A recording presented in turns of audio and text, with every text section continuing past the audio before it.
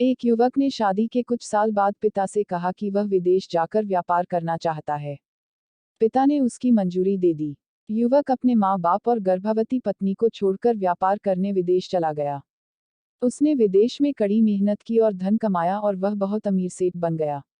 लगभग 15 वर्ष धन कमाने में बीत गए, तो उसे वापस घर लौटने की इच्छा हुई। पत्नी को पत्र लिखकर उसने आने की सूचना दी और जहाज में बैठ गया। वह सेठ कुछ दिनों बाद अपने नगर पहुंचा। नगर के एक चौराहे पर ही उसने देखा कि एक व्यक्ति एक बोर्ड के साथ खड़ा था। उस बोर्ड पर उसने लिख रखा था बेशकीमती ज्ञान के सूत्र। सेठ ने उस व्यक्ति के पास जाकर पता किया तो उसने बताया कि मैं बेशकीमती ज्ञान के सूत्र बेच रहा हूँ। तो सेठ बोला, ठीक है, एक सूत्र मुझे भी दे दो। वह आदमी बोला, मेरे हर ज्ञान सूत्र की कीमत 100 स्वर्ण मुद्राएं हैं। सेठ को यह सौदा महंगा तो लगा, लेकिन उसने एक ज्ञान सूत्र खरीद लिया। उस व्यक्ति ने सेठ को ज्ञान का सूत्र दिया, कोई भी कार्य करने से पहले 2 मिनट रुककर सोच लेना। सेठ ने वह सूत्र अपनी डायरी में लिख लिया। सेठ को अपने घर पहुंचते पहुंचते रात हो गई। सेठ ने सोचा, इतने सालों बाद लौटा हूं, तो क्यों ना सीधे पत्नी के पास पहुंचकर उसे सरप्राइज दूं। घर के चौकीदारों को इशारों से अंदर कुछ भी कहने से मना कर दिया और सीधे पत्नी के कमरे में गया। वहां का नजारा देखकर वह चौंक गया।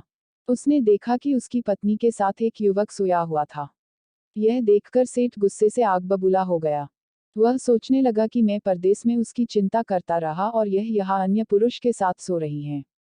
आज मैं इन दोनों को जिंदा नहीं छोड़ूंगा। वह गुस्से से अपनी तलवार निकालकर दोनों पर वार करने ही जा रहा था।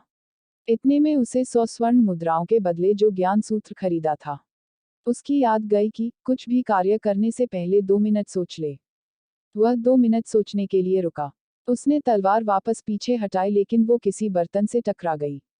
बर्तन के गिरने की आवाज से पत्नी की नींद खुल गई। आंख खोलते ही उसने अपने सामने अपने पति को देखा, तो वह बहुत खुश हो गई और बोली, आपके बिना जीवन सुना सुना था। इंतजार में इतने वर्ष कैसे निकले यह मैं ही जानती हूँ। पत्नी ने इतना बोलकर पास सोए हुए युवक को उठाते हुए बोली, बेटा उठ जा, तेरे पिताजी आए हैं। युवक उठकर जैसे ही पिता को प्रणाम करने झुका तो माथे की पगड़ी सेठ के पैरों में गिर गई। उसके लंबे लंबे बाल बिखर गए। सेठ की पत्नी ने कहा, यह आपकी बेटी है। इसके सम्मान को कोई आंच न आए, इसलिए मैंने इसे बचपन से ही पुत्र के समान पालन पोषण और संस्कार दिए हैं। यह सुनकर सेठ की आंखों से आंसू की धारा बह निकली। उसने पत्नी और बेटी को गले लगा लगा लिया और सोचने लगा, यदि आज मैंने उस ज्ञान सूत्र पर अमल नहीं किया होता तो आवेश में आकर कितना अनर्थ हो जाता। मेरे हाथों से मेरा ही निर्दोष परिवार खत्म हो जाता। शिक्षा मॉरल। दोस्तों, इस कहानी से यही शिक्षा मिलती है कि जल्दबाजी में आकर कोई निर्णय न लेवे, क्योंकि जब हम आवेश में होते हैं तो हमें अच्छे बुरे का ख्याल नहीं रहता है। इसलिए गुस्सा होने की स्थिति में कोई भी निर्णय ना लें। कुछ देर रुके और दिमाग ठंडा होने दें और फिर सोचें कि क्या सही है, क्या गलत है।